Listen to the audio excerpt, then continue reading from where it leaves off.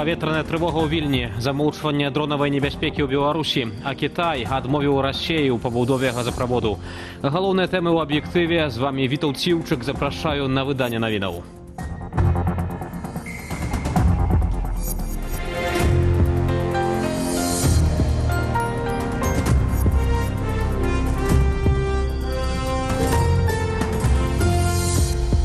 Сирены, эвакуацыя дзіцячых садкоў і школаў у бомбасховішчы. Закрытае неба. У Літве сёння раніцай гучала паветраная трывога.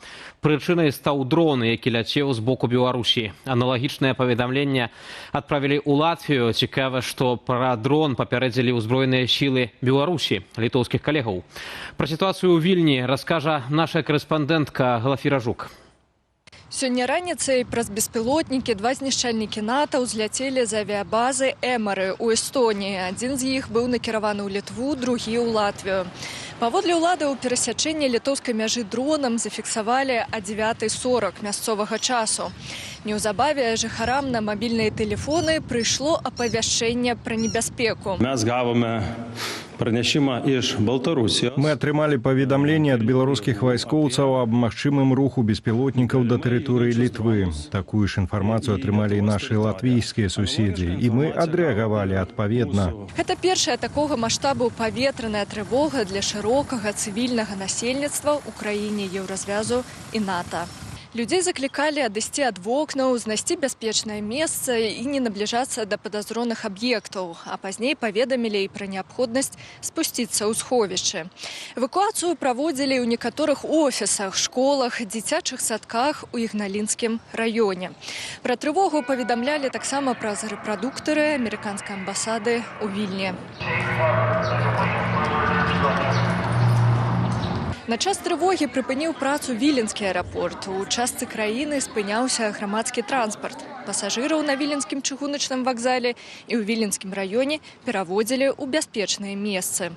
Ва ўкрыцце таксама перайшлі прэзідэнт Літвы, прэм'ер-міністр і спікер Сейму. Літва ніколі не дае сваю паветраную прастору або тэрыторыю для якіх-небудзь ваенных аперацый супраць якой-небудзь іншай краіны. Я паўтараю гэта сёння, аднак я сапраўды не хачу спекуляваць на гэтую тэму. Вайна бушуе недалёка ад нас. Яе пачала Расія. Украіна абараняецца сёння, і мы павінны разумець, што пакуль Расія не спыніць вайну, яна ўплывае на ўсю Еўропу. А 10:50 армія Літвы абвясціла адбой трывогі. Аб'ект жа знік з радараў каля Мяркіня.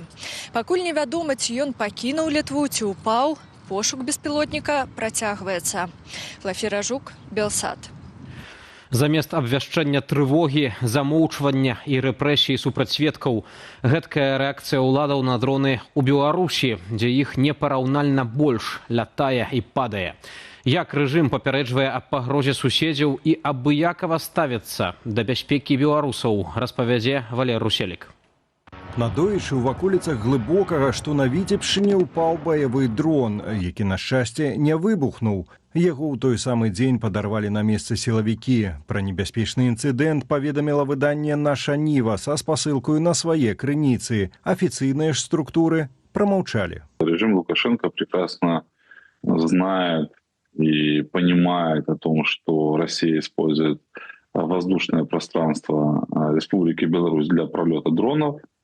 Они прекрасно понимают, что угрозы эти дроны непосредственно для них они несут, и поэтому они относятся к этому максимально спокойно. Замежныя беспілотнікі, найперш расійскія, залятаюць у беларускую паветраную прастору амаль штодня. Паводле Белпол, толькі на Берасцейшчыне за няпоўны 2025 год упалі прынамсі 42 БПЛА. Адзін з іх выбухнуў. Пры гэтым вайскова-паветраныя войскі краіны рапартуюць толькі пра адзінкавыя збітыя беспілотнікі. БПЛА сбивают только в том случае, если уже условно приходит информация из России о том, что в действительности БПЛА отклонился, он летит, скажем так, машинально и через некоторое время может упасть. И это место падения, в принципе, угрожает жизни и здоровью граждан, тогда могут сбивать.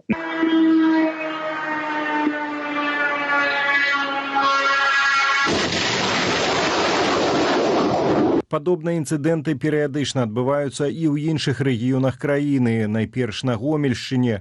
Адно з першых відэа падзення расійская шахеда з'явілася ў кастрычніку 2024-га. Пры гэтым жыхарку дома ў Калінкавічах, камера назірання з якога і зафіксавала інцыдэнт, затрымалі. Ну а летась у ліпені дрон з выбухоўкай урэзаўся ў шматпавярховік у Менску. Пры гэтым улады не толькі не раскрылі дэталяў інцыдэнту, але нават не ладзілі эвакуацыі жыхароў прылеглых дамоў. Валер Руселік, Белсат. Расія не зможа запалохаць Польшчу ядравай зброяй на беларускай тэрыторыі. Намеснік кіраўніка канцылярыі польскага прэм'ер-міністра даў афіцыйны адказ на беларуска-расійскія вучэнні. Раней Масква абвясціла, што цягам некалькіх дзён будзе адпрацоўваць ядравыя ўдары, у тым ліку з тэрыторыі нашай краіны. Паўночна-атлантычны альянс павінен сачыць за такой дзейнасцю, і гэта адбываецца. Гібридная вайна – гэта таксама вайна нерваў, свайго роду дэманстрацыя. І я памятаю, як каля 12 гадоў таму расіяне размесцілі ракеты «Іскандер» у Калінінградскай вобласці. Гэта таксама было часткай псіхалагічнай вайны ў той час. Такім чынам магу сказаць адно – нас не запалохаць. МЗС Украіны мусіць падрыхтаваць захады дыпламатычнага ўздзеяння на Беларусь, калі яе тэрыторыю зноў выкарыстаюць для магчымага новага наступу Расіі з поўначы. Пра гэта заявіў Уладзімір Зялёнскі. Паводле украінскай выведкі, Расія аналізуе сцэнары наступальных дзеянняў на чарнігаўска-кіеўскім кірунку. Прэзідэнт Украіны паведаміў, што ў выпадку рэальнай пагрозы Кіеў падрыхтуе адказ для кожнага магчымага сцэнару, а групоўка ўкраінскіх войскаў на поўначы будзе ўзмоцненая. Паводле Уладзіміра Зялёнскага, украінскія спецслужбы атрымалі задачу ў сувязі з магчымымі дзеяннямі Расіі і Беларусі. Прэзідэнт Украіны і раней заяўляў пра спробы Масквы яшчэ глыбей уцягнуць Беларусь у вайну, а галоўнакамандуючы ЗСУ Александр Сырскі назваў пагрозу наступу з беларускай тэрыторыі цалкам рэальнаю.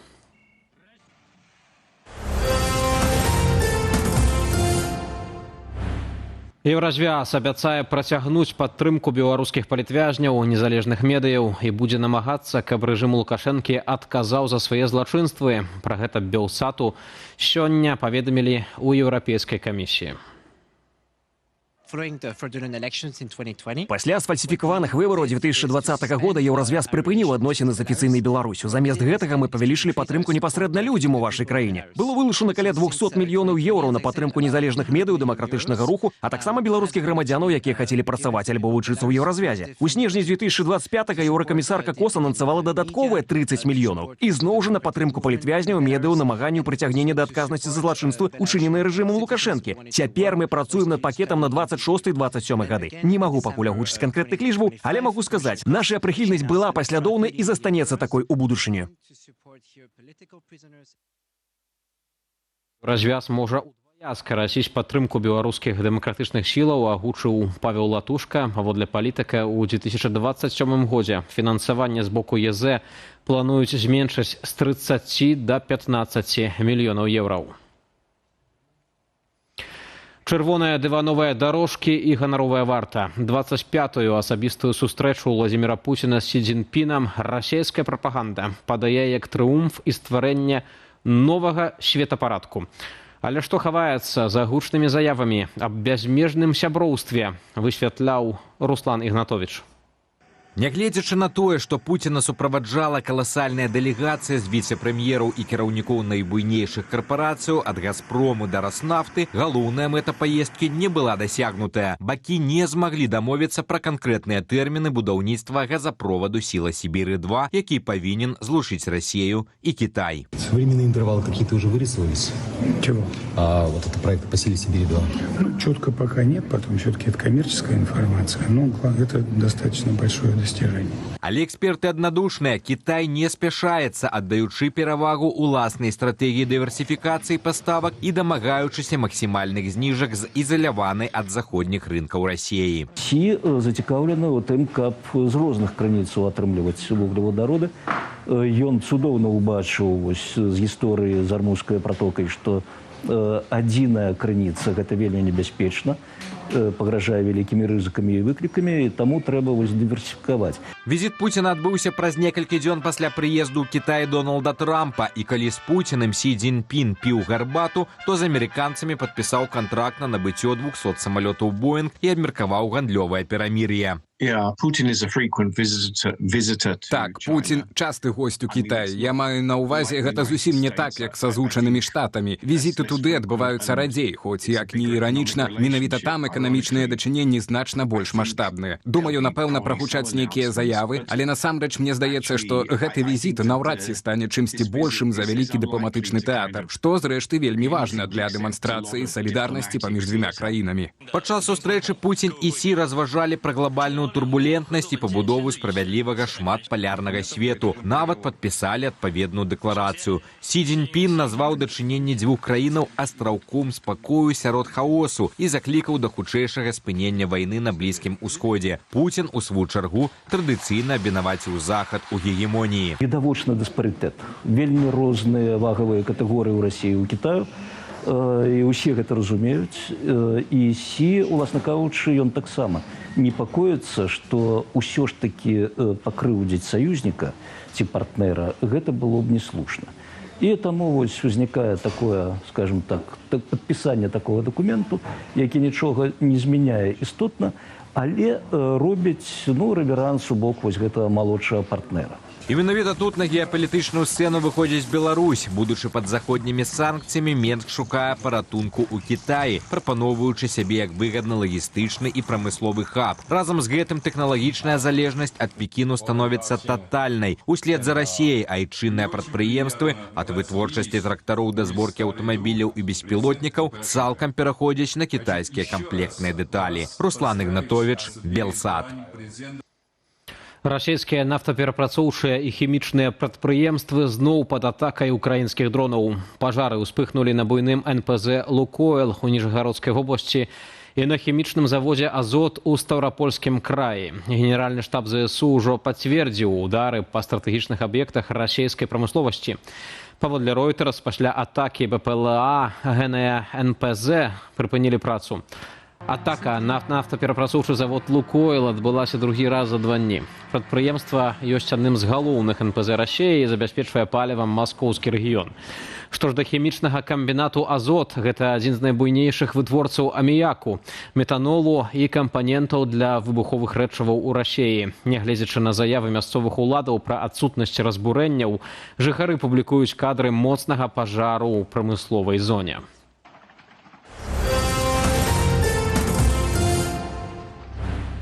Тым часам беларускі рубель слабее адносна еўра і расійскага рубля, але ўмацоўваецца адносна долара. Цягам 7 дзён зялёная валюта апусцілася амаль на 2,3%.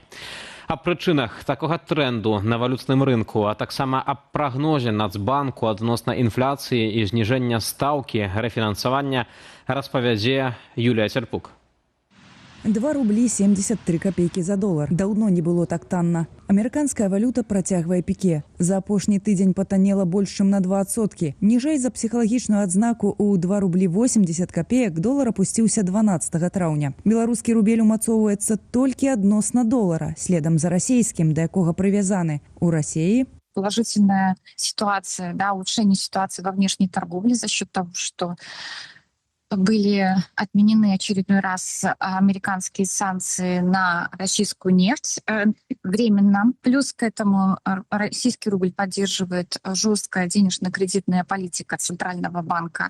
Беларускія і расійскія валютныя рынкі таксама паўтараюць агульнасусветную траекторыю. На міжнародных біржах долар слабее адносна еўра. Кіраўнік праўлення Нацбанку задаволены. Дзякуючы вонкавым фактарам і палітыцы выцяснення валютных дэпазітаў унутры Беларусі працягваецца дэвалютызацыя эканомікі. Другім дасягненнем Роман Галоўченко лічыць запаволенне інфляцыі. Сёлета ў першыя 4 месяцы цэны выраслі толькі на 2,5%. Годовой уровень будет оставаться вблизи 5% по базовой инфляции. При этом инфляционное воздействие со стороны экономики сохранится вблизи нейтральных уровней.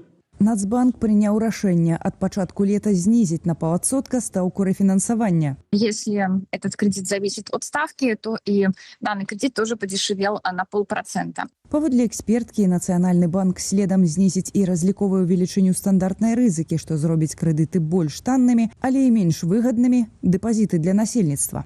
Юлія Цяльпук, Белсат. З'явілася інфармацыя пра гібель беларускага добраахвотніка і былога палітвязня Ціхана Клюкача. Пра гэта паведамілі ягоныя таварышы. У сваю чаргу прадстаўнік аб'яднанага пераходнага кабінета ў абароне Вадзім Кабанчук заявіў, што ваяр пакуль лічыцца зніклым без вестак, а інфармацыя пра ягоную смерць на дадзены момант афіцыйна не пацверджаная. Паводле ж інфармацыі пабрацімаў, 23гадовы Ціхан Клюкач загінуў 9 траўня падчас баявога задання. Пра смерць беларускага добраахвотніка паведамілі адразу некалькі чалавек, звязаных з беларускімі ваярамі ва ўкраіне. У Беларусі Ціхана асудзілі ў 2020 годзе, яму прысудзілі 1,5 года калоніі за ўдзел у акцыях пратэсту. Пасля вызвалення ён пакінуў краіну і далучыўся да беларускіх добраахвотнікаў ва ўкраіне. Спачатку ваяваў у палку Каліноўскага, пазней працягнуў службу ў іншых падраздзяленнях. Чэмпіён Беларусі ў футболе пахваліўся ў соцсетках сустрэчай з дзецьмі, якіх Расія вывезла з акупаваных тэрыторыяў Украіны, а пасля выдаліў гэтае паведамленне. Што здарылася? Ці зразумелі спартовыя чыноўнікі, што гэта не тая акцыя, якой варта ганарыцца, разбіралася Ірына Дарафейчук. Пахваліліся і перадумалі. Чэмпіён футбольнага чэмпіянату Беларусі распавёў пра сустрэчу з дзецьмі з акупаваных тэрыторыяў Украіны. Футбольны клуб МЛ «Віцебск» прывітаў дзяцей з Данецкай Народнай Рэспублікі ў нашым цудоўным горадзе. Ад нашага клубу, як ад вялікай спартовай сям'і, кожнаму дзіцяці былі ўручаныя адмысловыя падарункі. Прэс-служба клубу пажадала дзецям цудоўнага адпачынку і яркіх уражанняў, але неўзабаве публікацыя знікла з тэлеграм-каналу без тлумачэнняў. Клуб МЛ «Віцебск» – дзейны чэмпіён Беларусі. І ўжо ў ліпені ён мае ўзяць удзел у кваліфікацыйных матчах Лігі чэмпіёнаў. Ці можа дэманстрацыйны ўдзел у акцыях з украінскімі дзецьмі з акупаваных Расіяй тэрыторыяў стаць праблемай для спартоўцаў? Сам факт сустрэч з дзецьмі не з'яўляецца злачынствам. Аднак, безумоўна, спартоўцы ў дадзеным выпадку нясуць маральную адказнасць за такую форму падтрымкі дзеянняў галоўных злачынцаў. Безумоўна, такія дзеянні заслугоўваюць грамадскага асуджэння. Паводле ацэнак Рады Еўразвязу, з пачатку паўнамаштабнага ўварвання ва ўкраіну Расія незаконна дэпартавала ці прымусова перамясціла каля 20,5 тысяч украінскіх дзяцей.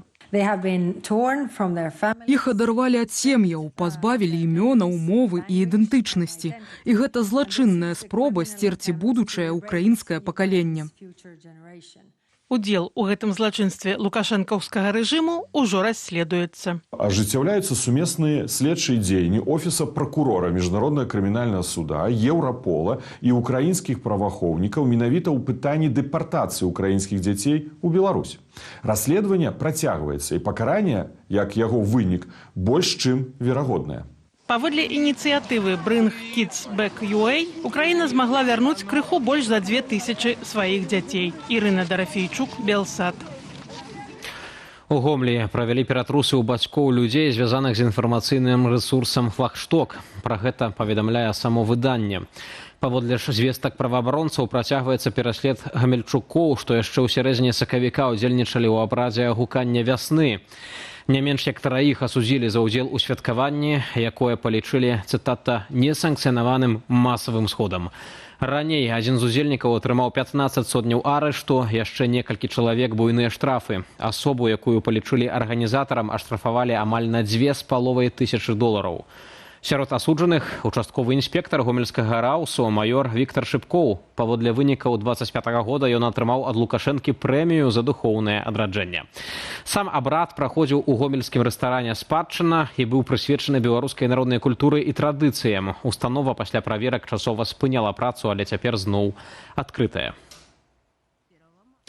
У Беларусі прэзентавалі новую дзяржаўную праграму для пошуку экстрэмізму ў інтэрнэце. Распрацоўнікі абяцаюць аналіз тэкстаў, відэа, фота і нават распазнавання забароненай сімволікі, вызначаючы падазроны кантэнт. Аднак журналісты, якія пратэставалі сістэму, выявілі шматлікія памылкі. Праграму пад назвай «Іскра Ультра» стварылі актывісты праўладнай арганізацыі «Беларусь». Распрацоўнікі сцвярджаюць, што ў праграме выкарыстоўваюцца тэхналогіі штучнага інтэлекту і модуля распазнавання адпаведнай сімволікі. Цікава, што праграма угледзела прыкметы нацызму на бляшанцы з рагачоўскай згушчонкай. Нічога дзіўнага, на рагачоўскай згушчонцы размешчаны спецыфічны расійскамоўны лагатып з яцем. Гэткая алюзія на дарэформавы правапіс у расійскай імперыі. А беларусы не любяць навязвання чужога імперства. Што насуперак нам рыхтуюць тыя, хто кіруе, ведае Алесь Залеўскі, які падрыхтаваў студыю «Белсат». Але пра згушчанку даў чаду я гэтай інфармацыі не ведаў, дзякуй. Вітаю, шаноўнае гаспадарства. Беларусь усё глыбей заходзіць у туман расійскіх ядравых вучэнняў.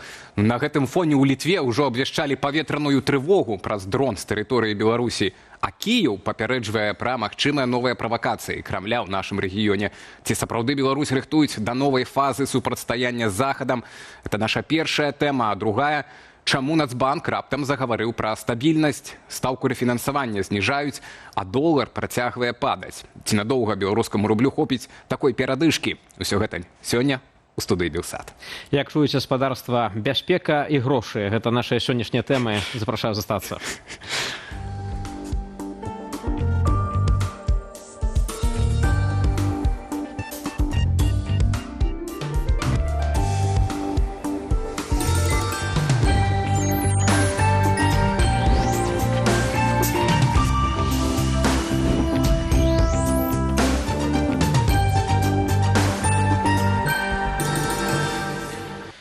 Вітаю, шаноўнае гаспадарства. Студыя «Белсат», Алесь Залеўскі. І Вітаўт Сіўчык. Мы працягваем наш жывы эфір. І як заўсёды, на самым пачатку хацеў бы агучыць пытанне, якое мы задаем у YouTube-трансляцыі. Ці хвалююць вас ядравыя вучэнні ў Беларусі? 3 варыянты адказаў. Так, адчуваю пагрозу. Не, гэта проста застрашванне. І трэці варыянт абыякава. Галасуйце, калі ласка. Цікава, што вы думаеце на гэты конт? Так, Беларусь працягвае жыць у тумане расійскіх ядравых вучэнняў і звязаных з імі пагрозаў для ўсяго рэгіёну. Сёння Літва нават абвяшчала паветраную трывогу і закрывала аэрапорт праз невядомы аб'ект, што рухаўся з боку Беларусі. На гэтым фоне Крэмль зноў пагражае НАТО, а беларуская лукашэнкаўская прапаганда адкрыта рыхтуе грамадства да магчымай вайны з Захадам. Пра тое, наколькі рэальная небяспека для Беларусі і суседзяў, пагаворым з віцэ-дырэктарам Інстытуту Цэнтральнай Еўропы Антонам Сайфулаевым. Гэта будзе неўзабаве, пакуль фактура. Расія і Беларусь ужо 3-й дзень ладзяць супольнае вучэнне з адпрацоўваннем выкарыстання ядравай зброі. Пры гэтым, як адзначае амерыканскі інстытут вывучэння вайны, Крэмль сёлета нечакана перанёс гэтыя манеўры з восені на травень, каб, увага, прадэманстраваць сілу на фоне праблемаў расійскага войска ва ўкраіне і росту ўкраінскіх удараў па тэрыторыі Расіі. На гэтым тле у Літоўскай рэспубліцы сёння абвяшчалі паветраную трывогу, здымалі знішчальнікі НАТО праз невядомыя аб'екты, які нібыта рухаўся з боку Беларусі. А ў той час прапаганда ў Менску ўсё больш адкрыта рыхтуе грамадзянаў да вайны, заяўляючы, што Еўропа нібыта, цытата, не здасца саюзу 3 імперыяў, то бок ЗША, Кітаю і Расіі. Пра гэта ў прыватнасці мы запытаемся нашага эксперта. Антон Сайфулаев, віцэ-дырэктар Інстытуту Цэнтральнай Еўропы ў Любліне. З намі на відэасувязі. Вечар добры вам, гаспадар Антон. Добрый вечар. Так, ну, мусім гэтае вучэнне закрыць, хоць і 3-й дзень ідуць, але і падзеі з імі звязанымі не перастаюць як бы з'яўляцца ў стужцы навінаў, ну і не толькі, але і на радарах розных краінаў, як мінімум Літвы. Спачатку пра прычыны. Вось інстытут вывучэння вайны амерыканскі, который так сказаў, што нібыта такім чынам Расія вырашыла прадэманстраваць сваю ядерную моц, каб адцягнуць увагу так ад гэтых прыніжэнняў на Чырвонай плошчы падчас парады 9 мая, так і беспаспяховых дзеянняў на украінскім фронце. Але такія вучэнні гэта ж не толькі прапаганда, не толькі дэманстрацыя. Яны ўпершыню праводзяцца з падключэннем беларускага войска і беларускай інфраструктуры. І вось, на вашу думку, што гэтыя вучэнні фіксуюць, якія змены, ці проста змяняюць менавіта для Беларусі і для беларусаў? У вялікай ступені вы ўжо адказалі на пастаўленае пытанне. Беларусь у гэтым кантэксце, выдаецца, з'яўляецца часткай рэпрэзентацыі пэўнага свайго вайсковага капіталу, пэўных сваіх вайсковых магчымасцяў, якія Расія хоча задэманстраваць свету, што даволі прывычна ў гэтым кантэксце. Я маю на ўвазе тое, што ў моманце, калі адбываюцца нейкія паразкі, адбываюцца нейкія рэчы, якія не ідуць згодна з планам, асабліва гэта кранаецца вайны в Украіне, то заўжды з'яўляецца ядзерная тэма. І ядерная тэма становіцца ў цэнтры наратыву пра магутнасць расійскай арміі, пра удзел Расіі альбо пра быццё звышдзяржавай, пра удзел у геапалітычнай расстаноўцы сілаў. Таму гэта даволі яскрава адлюстроўвае пэўныя тэндэнцыі, якія перманентна з'яўляюцца такой часткай стратэгічнай, з аднаго боку прапагандовай, але з іншага боку і такой мілітарысцкай нарацыі з боку Крамля. Гэта таксама было ў 2023 годзе. Між іншым, таксама на фоне поспехаў украінцаў на фронте з'явілася, як вы, можа, добра памятаеце, таксама квестія размяшчэння тактычнай ядравай зброі на тэрыторыі Беларусі, якая там пралангавалася каля месяцу, і пазней гэты тэмат проста дзесьці знік. У сваю чаргу гэта адзін з пунктаў. Іншы бок медалю — гэта таксама паказаць, што Беларусь усё ж такі з'яўляецца часткаю, геапалітычнай часткаю рускага свету. З'яўляецца саюзнікам і з'яўляецца той прасторай і тым месцам, тым інстытуцыянальным бытам, на які расійская армія можа лічыць. Асабліва гэта важна і асабліва гэта істотна ў кантэксце заява украінскага вышэйшага кіраўніцтва ў апошніх некалькіх тыднях пра тое, што Расія збіраецца ўцягнуць Беларусь у ваенны, беспасярэдня ўцягнуць ужо ў ваенны канфлікт в Украіне як бок, які ўдзельнічае на расійскім баку. Антон, я вас власне хацеў дапытацца, бо вы згадалі пра гэта заявы з боку Украіны, заявы і прэзідэнта, і кіраўніка ЗСУ. Усё гэта гучыць вельмі так сур'ёзна, але мы бачым, што ўжо больш як 4 гады працягваецца паўнамаштабная агрэсія Расіі супраць Украіны, аднак беларускае войска непасрэдна ў гэтым не задзейнічана. На вашу думку, ці ёсць нейкія прычыны, ці вы бачыце таксама нейкія перадумовы, каб гэта змянілася вось цяпер у гэты час? Я маю даволі дыскусійную тэзу на гэтую тэму, што ўсё ж такі быт беларускага аўтарытарызма закладывае сваю суб'ектнасць у адносінах да Расіі, у адносінах да Захаду, але відавочна, што галоўная экзістэнцыяльная праблема беларускай палітычнай мадэлі — гэта Расія. І тое, як гэтая сістэма умее супраціўляцца інтэграцыйным працэсам, інтэграцыйнай прэсе, уцягвання Беларусі ў разнастайныя геапалітычныя авантуры Масквы, з'яўляецца без сумневу адной з галоўных прычынаў таго, чаму Беларусь дагэтуль яшчэ не з'яўляецца ўцягнута беспасярэдню ў вайну.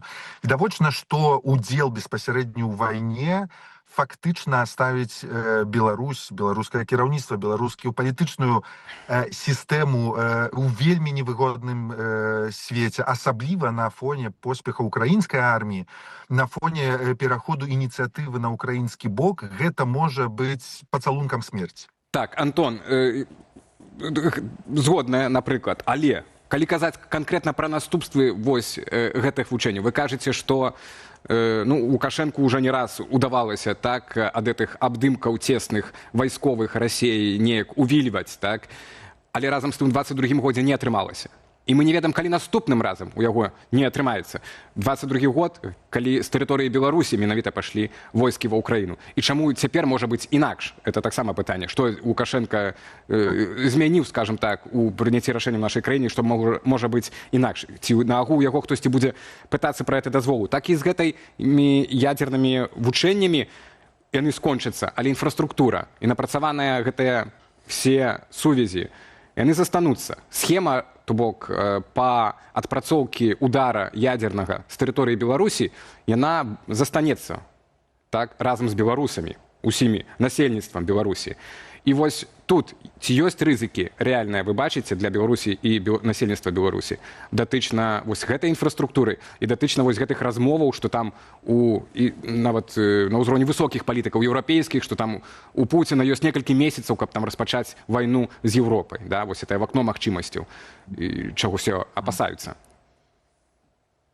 Відавочна, што тут ёсць яшчэ адваротны бок медалю. Гэта абсалютна поўная залежнасць рэжыму ад Расіі і ад тых рашэнняў, якія прымаюцца ў Крымлю. З аднаго боку. З іншага боку, відавочна, што Беларусь была ўцягнута ў 22 годзе ў вайну. Інфраструктуральна ўсё яшчэ удзельнічае ў гэтай вайне, хаця гэты удзел не беспасярэдні. Зноў ж такі, паўтаруся, інфраструктуральны ў большай ступені. Галоўная задача гэта была мінімалізацыя гэтага ўдзелу, што ў пэўным сэнсе ўдалося дасягнуць і з'яўляецца, як гэта не патрактаваць, як гэта не назваць, але ўсё ж такі нейкім пазітыўным моментам, што Беларусь і беларускі дзяржаўны быт не быў уцягнуты на 100% у гэту вайну. Але відавочна, што небяспека ёсць, і небяспека гульні і хаўрусу з Расіі, яна прыносіць вельмі канкрэтныя негатыўныя вынікі для ўсяго беларускага грамадства і для увогуле ідэі беларускай дзяржаўнасці. Таму тут відавочна, што беспасярэдняя пагроза удзелу гульні, прымання гульні удзелу ў гэтай гульне мае пад сабой вельмі небяспечную аснову. Вось вы кажаце так пра гэты варыянт все-таки неяк адцягнуцца ад, што это не ў інтарэсах насельніцтва Беларусі, так, такая залежнасць ад Расіі. І мы нават здагадваемся, што і кіраўніцтва актуальнага Беларусі, бо Менск уже некалькі месяцаў вядзе актыўны дыялог з Вашынгтонам ад вызвалення палітвязняў да размовы пра магчымасці экспарту калійных угнаенняў. Вось і сёння агенцтва Bloomberg паведаміла, што ЗША нібыта ўжо заклікаюць і націскаюць нават на Украіну, каб тая націскала на еўразвяз у справе змякчэння санкцыяў супраць беларускага калію, каб дапамагчы Менску дыстанцыянавацца ад Масквы, так вось і перадаюць крыніцы Блумбергу. Па-першае, вы самі верыце такую канструкцыю, што магчыма адцягнуць Лукашенка і Беларусь ад Масквы, вось ужываючы гэту ідэю вялікай здзелкі Дональда Трампа, з часткай якіх з'яўляецца гэты экспарт угнаенняў калійных з Беларусі праз Літву і далей у свет, перадусім у ЗША. Ці вы верыце ў рэалізацыю гэтага сцэнару? Адказ вельмі адназначны. Не. Тут трэба ясна зазначыць, што увесь амерыканскі трэк, беларускі амерыканскі трэк і гэты биг-дил, да якога імкнуцца беларускія эліты перадусім, якія знаходзяцца ў вышэйшым, і не толькі ў вышэйшым кіраўніцтве, яны адбываюцца, і ўвогуле магчымасць размовы з Амерыкай адбываюцца пры згодзе Масквы. Усё ж такі трэба быць рэалістам у гэтым плане, што Беларусь як суб'ект глобальнай палітыкі, ён вельмі залежны ад свайго ўсходняга суседа. І ўсё, што адбываецца ў кантэксце глобальным геапалітычным, яно мае свой апруф, яно мае сваё пацверджанне, павінна знайсці сваё пацверджанне і павінна выйсці за згодаю таксама у гэтым прыпадку Масквы. Так, а навошта тады Александр Лукашенко так... Выбачайце, Антон, вось вы не верыце ў гэтую здзелку, рэалізацыі гэтай здзелкі. Дональд Трамп верыць, Александр Лукашенко верыць у рэалізацыю гэтай здзелкі, бо так апантана амаль што дамагаецца этой сустрэчы з Трампам, так, і каб все-таки закрыць гэтае пытанне. На што тады разлічвае Лукашенко ў гэтай гульні? Власне, такі вяртаючыся да пачатку нашай размовы, гэта ён разлічвае, каб гэтую гульню разыграць як найлепей для сябе. Каб, па-першае, гэта праблема для беларускага рэжыма, якая цягнецца з 2020 года. Гэта санкцыённы рэжым, які вельмі моцна абмяжоўвае Беларусь у эканамічным плане з аднаго боку, але з іншага боку ўсё больш і больш уцягвае ў залежнасць з Расіяй. Гэта неусправедліве, ніякім чынам я не легітымізую гэта, але проста рэальнасць такая, што гэты дыялог і увогуле гэтая рыторыка вельмі на руку Мінску, таксама каб трошачкі гэтую петлю на шыі сабе паслабіць. Але наколькі гэта і ў гэтым і заключаецца вось гэта манёўреннасць, скажем так, беларускіх палітычных элітаў і то, якім чынам яны ведуць американский трек, каб для себе просто выпрацаваць як мага найбольш карысную пазіцыю з іншым вялікім гульцом. Так, ну і прынамсі вязні выходзяць на волю у межах гэтай здзелкі, і гэта выдатна. Пра іншых гульцоў зараз, Вітут, ці ты маю такі каментар адносна рыторыкі, Антон, вось тое, што мы чуем таксама ў Менску ад афіцыйнай прапаганды, што, маўляў, Еўропа, тут цытата, не здасца саюзу трох імперыяў ЗША, Кітаю і Расіі, і такім чынам беларускіх грамадзянаў таксама рыхтуюць да магчымай вайны. На вашу думку, навошта патрэбная вось гэтая ўся мілітарысцкая рыторыка і ўсе гэтыя дзеянні, якія сапраўды выглядаюць на падрыхтоўку да нейкіх ваенных акцыяў? Я яшчэ хацеў толькі дакінуць, што вось Вітут працытаваў беларускага прапагандыста, а я працытую Кая Калас, которая днями аккурат и заявила, ну, не процитую, сутность цитаты скажу, бо по памяти, что Россия, США и Китай зацікавлены у разбурэнні евразвязу. То бок фактично повторила той же тезис.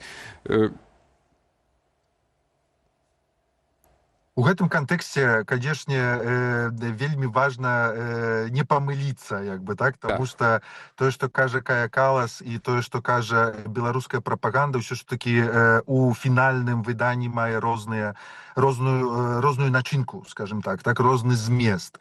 Утрымліванне такога мілітарысцкага духу, калі прасачыць і прааналізаваць беларускую прапаганду, пачынаючы з 22-го года, гэта пастаянны элемент інфармацыйнага ўплыву на грамадства, то бок падтрымліванне напружання, утрымлівання таксама мілітарысцкага наратыва, яна з'яўляецца таксама і карысная для беларускага кіраўніцтва, таму што вельмі лёгка гуляць тады ў палярызацыю і маніпуляцыю. Калі ты даеш да зразумення, што з'яўляецца чорным, а што белым, тады можна вельмі лёгка накладваць розныя вартасныя фільтры і казаць, што ёсць добрым, што ёсць кепскім, і дзе наша месца ў гэтым. З еўрапейскага пункту гледжання, канешне, прыход да ўлады Дональда Трампа і палітыка апошняга году, яна вядзе да падобных, як бы гэта не паказалася парадаксальна, тэзісаў, але, канешне, яна дазваляе ўсё больш і больш, хаця, зноў жа такі, ўсё больш і больш падкрэсліць еўрапейскую суб'ектнасць на геапалітычнай мапе свету, таму што Еўропа ўсё ж такі яшчэ да недаўняга часу, да 22-го году функцыянавала трошачкі па іншых прынцыпах, не будуючы моцнай пазіцыі сусветнага гульца, звыш дзяржавы, альбо некага звыш такога звыш быту, скажем так, вялікай канфедэрацыі, якая хоча ўплываць на тое, як выглядае свет. Метады ўплыву Еўропы былі да 22-го зусім іншыя, але сітуацыя змушае ўсё ж такі да таго, каб ўсё больш і больш канцэнтраваць увагу на еднасці, на агульных еўрапейскіх вартасцях, на агульнай еўрапейскай палітыцы. Антон, апошняе пытанне. Раней усе глядзелі на Трампа, а сёння на Сі Цзіньпіня. Аказалася, што гэта ў ягоных руках ключы і да канфлікту ў Іране, спынення прынамсі, і да магчымай спынення расійскай агрэсіі ва ўкраіне, і нават да Беларусі, паводле некаторых назіральнікаў. Пра што можа сведчыць апошняя актыўнасць Пекіна ў перамовах з Трампам, сёння з Пуціным, і якія вы бачыце вынікі гэтых перамоваў для нашага рэгіёна, для Беларусі? Кітай у гэтым плане, конечно, праводзіць, не хочу паказацца галаслоўным таксама, але хіба што найболей мудрую палітыку ў гэтым плане. У тым сэнсе, што Еўропа, еўрапейскія дзяржавы, еўразвяз так ці іначай уцягнуты праз канфлікт ва ўкраіне, ва ўсе гэтыя геапалітычныя перыпетыі апошніх 4 гадоў. і амаль што 5 гадоў. Кітай ад самага пачатку меў пазіцыю чакання, пазіцыю абсервацыі збоку, не ангажавання вельмі актыўнага, пакідаючы таксама адкрытай браму для усіх глобальных гульцоў. Тым самым ён змог збудаваць болей моцную пазіцыю, чым яна была перад 22 годам. Асабліва ў кантэксце не вельмі паспяховай аперацыі амерыканскай у Іране, пазіцыя Кітая ў гэтым плане, вось гэтага чакання, гэтага нарошчвання, здабывання досведа рукамі іншых выдаецца найбольш рацыянальна ў гэтым плане. Для Китая, а для Беларусі, нашага рэгіёна? Якіх чакаць у выніку? У гэтым таксама можа быць пэўны ключ для больш, скажем так, меншых гульцоў, для якіх мультыпалярнасць і шматвектарнасць у палітыцы можа быць пэўным ключом да вырашэння знешнепалітычных праблемаў, знешнепалітычных пагрозаў. Кітай з'яўляецца ў такім даляглядзе геапалітычным, але таксама і эканамічным у беларускім кантэксце ўжо даўнішнім гульцом. У сэнсе ён прысутны ўжо не адзін, можна сказаць, дзесяткі. Так, і якіх крокаў варта вось ягоных чакаць? Відавочна, што шмат залежыць ад таго, якім чынам будзе працаваць беларускі МЗС.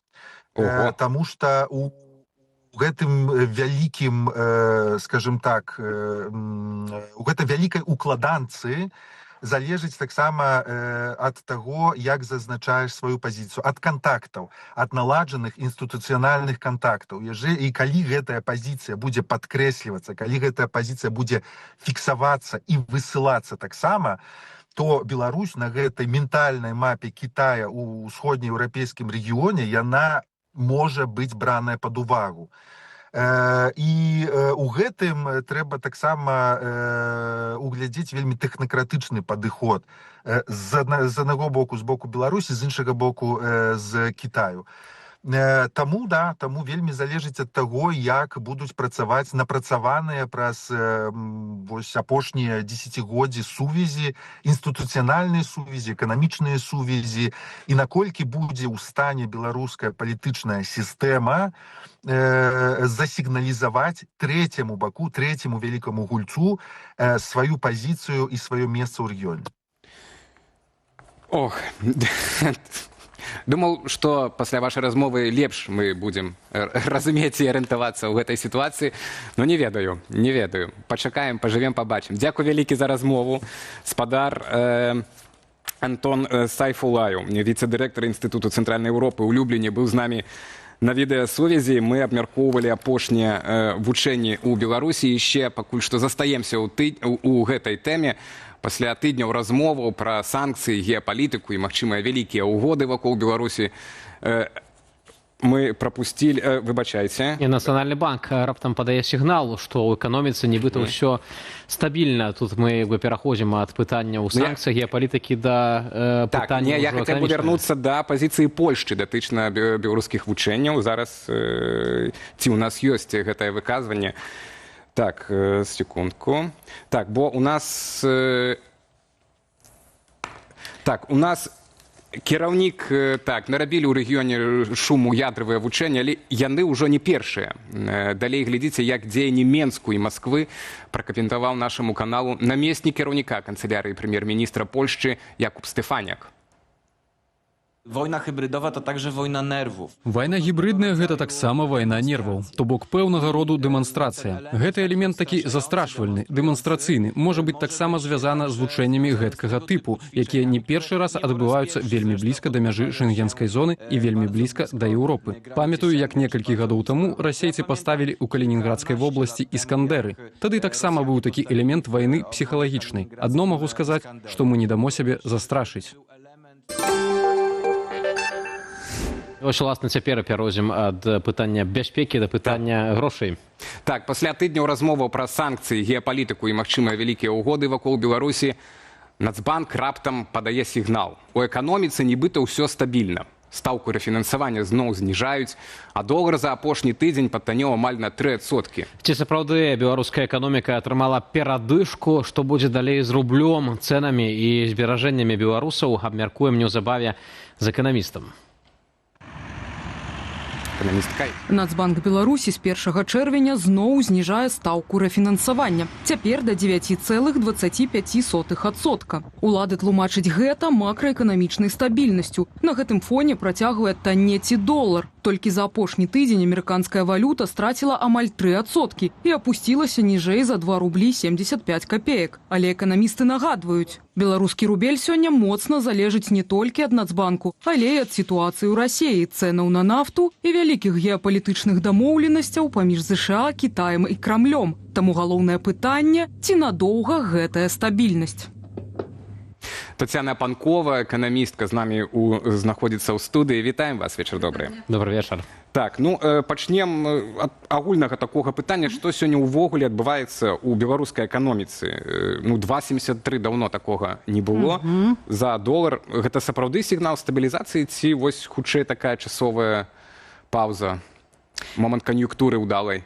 Да, скорее всего, это временная такая пауза, потому что курс валюты и ставка рефинансирования – это только вершина айсберга, которые не говорят об экономике как об устойчивой, либо динамично развивающейся, потому что в Беларуси жестко контролируется финансовая система, жестко контролируется экономика, поэтому говорить о том, что сегодня стабильность, нельзя только по этим двум показателям. Нужно посмотреть на деятельность предприятий, которые создают основной валовой продукт в стране. Але разам з тым, спадарня Тацяна, раней, прынамсі, скажем так, гэта такія былі, можна сказаць, пабутовыя разважанні, такі індыкатар грамадзяніна про тое, што калі вось ёсць долар танны для нас, гэта азначае, што ў нас все добра. І крэдыты стануць больш даступнымі ж. Это по-любому. Так, але крэдыты стануць больш даступнымі для прадпрыемстваў, которые и так закредитованы.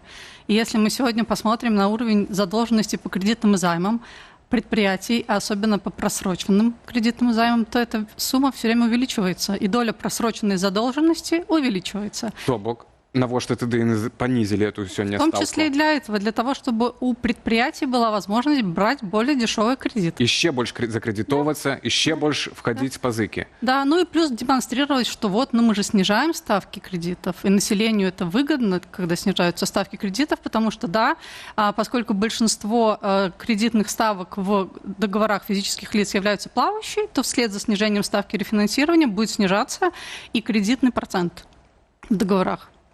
Поэтому да. Вы сказали про прадпрыемствы, што гэта асноўны паказчик, так? Я ранее думал, что это ВУП, валовый внутренний продукт. Большую часть его формирует предприятие. Так. И что у нас с ними?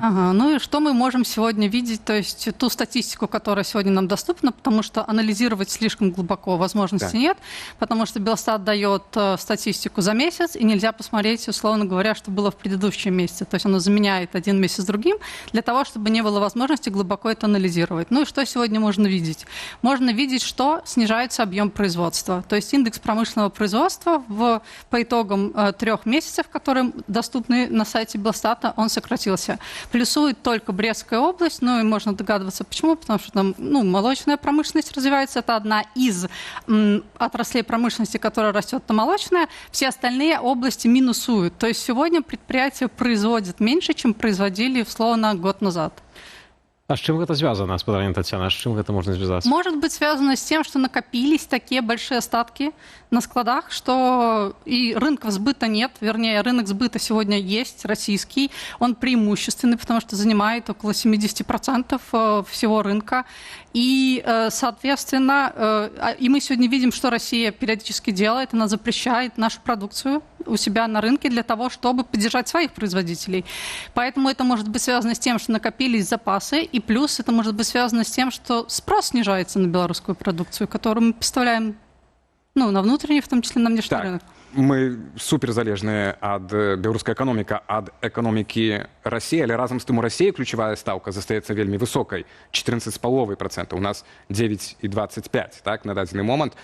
І в Расіі тым больш на фоне такіх больш відавочных прыкметаў эканамічнага крызісу, там перагрэву і гэтак далей эканомікі. Чаму Мінск можа сабе дазволіць такую іншую палітыку і больш мякчэйшую? Тут мы отрозниваемся. Так, наша ставка рефинансирования не зависит от ставки рефинансирования Центрального банка. Курс валюты наш зависит от российского курса, от курса российского рубля. А как мы видим, курс российского рубля укрепляется. По сравнению с началом года, из месяца в месяц курс российского рубля укрепляется. Как только укрепляется российский рубль, который в валютной корзине, которая формирует стоимость белорусского рубля, начинает укрепляться, то, соответственно, укрепляется и белорусский рубль. Ну, а то, что касается ставки рефинансирования Нацбанка и ставки рефинансирования Центробанка, то здесь нет такой прямой корреляции. То есть там они, они не снижают ее такими темпами, потому что у них нет смысла. У них сегодня высокая стоимость нефти, у них сегодня они могут торговать своей нефтью Трамп снял санкции, США сняли санкции на 30 дней, и поэтому у них сегодня нефтяные доходы поступают, у них в целом экономика в какой-то части стабилизируется, соответственно, стабилизируется и белорусская, условно, потому что ни о какой стабилизации речи не идет, если мы будем смотреть на показатели деятельности предприятий. Убыток растет, число убыточных предприятий растет. Сегодня в Беларуси больше 25% доля убыточных предприятий. Але разом з тым, ці вось тое, што больш за чвэрць прадпрыемстваў стратныя, ці людзі гэта адчуваюць на сабе? Прынамсі, афіцыйныя статыстыкі сцвярджаюць, што заробак расце, дабрабыт расце і гэтак далей. Афіцыйныя рэальныя доходы беларусаў у першым квартале выраслі на 7,6%. Так, уже на гэту тэму мы неяк размаўлялі аб тым, як расце заробак. Але ён расце, так? І тому цяпер зноў, дзякуючы ніжэйшай стаўкі, беларускія прадпрыемствы наберуць грошай, так, каб рабіць гэты тавар на склад, і адпаведна будуць выплачваць вышэйшыя заробкі, так, насельніцтву, так як і там Лукашенко кіраўніцтва ад іх вымагае. Но производительность труда не растет. То есть получается, заработная плата не заработана, а просто начислена. Потому что сегодня предприятия в таких условиях, в которых они функционируют, в тех условиях, когда производительность труда не растет, а растет заработная плата, это один из ключевых красных флагов работы предприятия. Не может быть так. То есть зарплаты повышаются. Но опять же, мы если будем смотреть в соцсетях, то они повышаются номинальные, то есть статистически. А это сделать на предприятии не очень сложно. Так. Гэтая школа, яно калісьці закрыецца, да чагосьці ж прыйдзе, так, да нейкай сітуацыі. Вось цяпер мы ўжо прыйшлі да сітуацыі, як вы кажаце, што у нас толькі адна обласць больш-менш нейкі плюс паказвае, там 0,2% ці штосьці, вось, берасцейская, так? Вот эта яма, да якой цяпер беларуская эканоміка ідзе, якім чынам мы будзем туды пагружацца, так? Што наступнае нас чакае? Калі мы паглядзім, то бок, калі я маю такую возможность анализировать статистику и вижу цифры, то эти показатели ухудшаются. То есть уменьшается объем производства, уменьшается рентабельность, снижается прибыль, увеличивается просроченная задолженность кредиторская по кредитам и займам, все такое прочее. Обновление основных средств снижается, инвестиции иностранные снижаются, сальдо внешней торговли отрицательное, и оно ухудшается. То есть, это вопрос...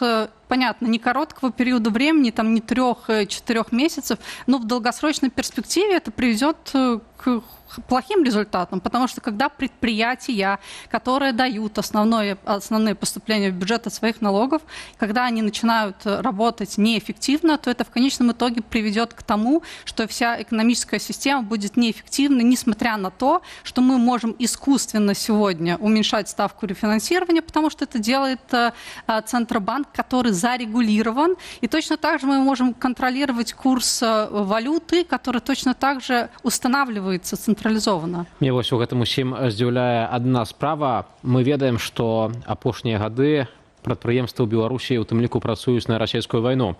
Паводле сведчанняў і звестак, здабытых расследавальнікамі, прынамсі 40 тысячаў працаўнікоў звязаны неяк з прадпрыемствамі, якія выконваюць ваенныя замовы.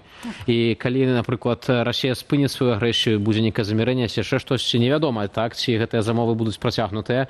І калі ўжо нават зараз мы маем, што чвэрць прадпрыемстваў стратныя у гэтай сітуацыі, то што будзе, калі адсякуцца гэтыя, скажем так, нейкія расійскія прапановы? Будзе калапс, бо калі сёння мы так прамысловасць трымаецца на тым, што гэта ВПК часткова, то калі гэтага не будзе, і калі мы паглядзім на износ основных средств предприятия, так и периодически можно увидеть статистику, то там страшно. То есть там изношены на 70% основные средства, и модернизации нету, потому что на это нет средств. Предприятия берут кредиты на зарплату, а брать кредиты на условно покупки линий какого-то оборудования, у них просто такой опции не будет в скором будущем. Так, ну і сапраўды, вось это пра што кажа Вітаўт, так, што нас чакае, калі... І таму, відаць, Лукашенко цяпер так спяшаецца да заканчэння вайны размарозіць это дачыненне захадам з санкцыямі, каб мець вот у той момант, калі Расія не было таксама эканамічнага выбуху так, в Беларусі. Так, бо сёння мы залежым ад Расіі, рынкі, ўсё. Так, але вот апошняе зусім пытанне. Ну вось мы прыйшлі к этому моманту, да, што мы уже там на мяжы калапса, пропасці, так, мы блізка, і вайна сканчаецца ва ўкраіне. Ці з той эканомікай беларускай, якая будзе ў тым стане, так, можна будзе штосьці зрабіць, ці проста як в Савецкам Саюзе, калі ён разваліўся, то ўсё трэба было з нуля будаваць. Будзе цяжка, бо адсотак прадпрыятий дзяржаўных, ён вялікі, а яны у большай... Мы ж бачым, што зараз робіцца. Зараз да таких прибыльных предприятий присоединяются какие-то колхозы, какие-то стратные предприятия для того, чтобы каким-то образом их поддержать. Потому что около 70% всей промышленности – это государственные предприятия, которые работают неэффективно, они изношены, у них убытки и так далее. Поэтому фактично... будет сложно.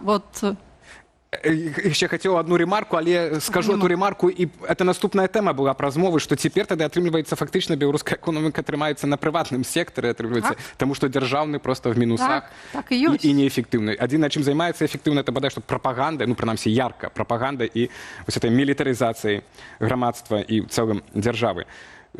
Дзякуй вам вялікі за размову. Тацяна Панкова, эканамістка, была з намі ў студыі. Абмяркоўвалі мы апошнія рашэнні Нацбанка па зменшэнню не ключавой стаўкі, у нас яна называецца стаўкі рэфінансавання. Так. А цяпер новая рубрика «Жыццё рэгіёнаў». Новая. Наша любимая рубрика «Жыццё рэгіёнаў», якую мы рыхтуем супольна з рэдакцыяй БГ Медыя. Пачынаем ад цэнтральнай Беларусі. Меншчына, жыхар Маладзечна заўважыў супярэчнасць. Пітны фантанчык у гарадскім парку не працуе. Але шыльда па-ранейшаму абяцае чыстую і смачную ваду. Як аказалася, падачу вады спынілі праз сітуацыю з гепатытам А. У занальным цэнтры гігіены і эпідэміялогіі паведамілі, пітны фантанчык не эксплуатуецца ў сувязі з негігіенічнасцю выкарыстання, як вынік высокай рызыкай пераносу інфекцыйных хваробаў, такіх як гепатыт А. Аднаўленне ж падачы вады магчымае толькі пасля таго, як палепшыцца сітуацыя з захворваннямі на вірусны гепатыт А ў Маладзечанскім раёне. У каментарах жыхары выказалі меркаванне, што ўладам проста шкада вады, бо на фантанчыку няма лічыльніка. А хтосьці ўвогуле прапанаваў у сувязі з такой фармулёўкаю прыбраць усе калонкі ў Маладзечні і раёне. Паводле сайту МЗЦГЕ на сярэдзіну сакавіка ў рэгіёне зарэгістраваныя 4 выпадкі віруснага гепатыту А, заўважыла БГ Медыя. Статыстыкі за папярэднія гады там няма. Ну і крочым далей, сітуацыя з даламітавым пылам у Віцебску не паляпшаецца. Мясцовыя жыхары працягваюць публікаваць у сетках відэа аб тым, як завод забруджвае навакольнае асяроддзе. Мяркуючы па гэтых відэа, цярпіць не толькі мікрараён Руба, але і раён Чаромшкі. Пыл пры спрыяльным ветры ідзе проста ў бок цэнтру Віцебску і паводле людзей асядае літаральна паўсюль. На вокнах, машынах, дзіцячых пляцоўках. Дыхаць жа такім пыльным паветрам непрыемна. У каментары прыйшоў працаўнік даламіту. Ён паспрабаваў абараніць свой завод. Мадэрнізацыя ідзе і прагрэс ёсць, а калі вы там не працуеце, нічога не ведаеце, не трэба выкладаць адразу ў інтэрнэт, сказаў ён. Віцебскія дзяржаўныя медыі амаль месяц ніяк не асвятляюць праблему з пылам ад даламіту. 26 красавіка газета «Віцебічы» апублікавала тэкст пра сітуацыю на прадпрыемстве, у якім акцэнт зрабіла на пазіцыю кіраўніцтва. Ужо на наступны дзень на заводзе збіраліся спыніць адну з тэхналагічных ліній, тую самую, якая звязаная з вытворчасцю пылападобнай прадукцыі. У публікацыі гэтае рашэнне падаецца як частка маштабнай мадэрнізацыі. Нагадаем, што жыхары мікрараёну Руба ў Віцебску ўжо не першы месяц скардзяцца на пыл, пры гэтым паводле афіцыйных замераў перавышэння шкодных рэчываў не фіксуюць. Так, ну і у Берасцейшчына, там на Берасці, у мікрараёне Рэчыцы, прабачце, на Берасцейшчыне, у мікрараёне Рэчыцы, на вуліцы Сонечнай, 82Г, рыхтуецца да адкрыцця новая крама папулярнай гандлёвай сеткі «Санта». Здавалася б, звычайная падзея для спальнага раёну, калі б не абвешчаны набор персаналу. Сумы, якія працадаўца гатовы плаціць будучым працаўнікам, выклікалі берасцейцаў у іх бурную рэакцыю. Каб прывабіць кадры, «Санта» прапановвае стандарты пакет бонусаў, бясплатнае навучанне для пачаткового пад'ёмны ў памеры 500 рублёў на пакупкі і ў сваіх жа крамах і кампенсацыю праезду для іншагародніх. Стартавы заробак, напрыклад, для грузчыка 1560 рублёў, для кантралёра-касіра 1400 рублёў, а для прадаўца прыкладна на 100 рублёў менш. У мясцовых пабліках пад навіной пачаліся гарачыя спрэчкі. Многія назвалі такую аплату ганьбай. Людзі слушна адзначаюць неадпаведнасць рэальных цэнаў у крамах і прапанаваных акладаў, перапала і самой гандлёвай сетцы, якую некаторыя гараджане назвалі самай дарагой крамай у Берасці, палічыўшы, што траціць там выдадзеныя бонусы сумнеўная выгада. Спадарства, завяршаем наш эфір. А пытанне было, ці хвалююць вас ядравае вучэнне ў Беларусі? Так, адчуваю пагрозу. 56%, не, гэта проста застрашванне, 34% і 9% адказала, што ім. Амаль на палову. Дзякуем вялікі за эфір. Для вас працавалі Алесь Залеўскі і Вітаўт Сіўчык. Усяго найлепшага. Трымайцеся.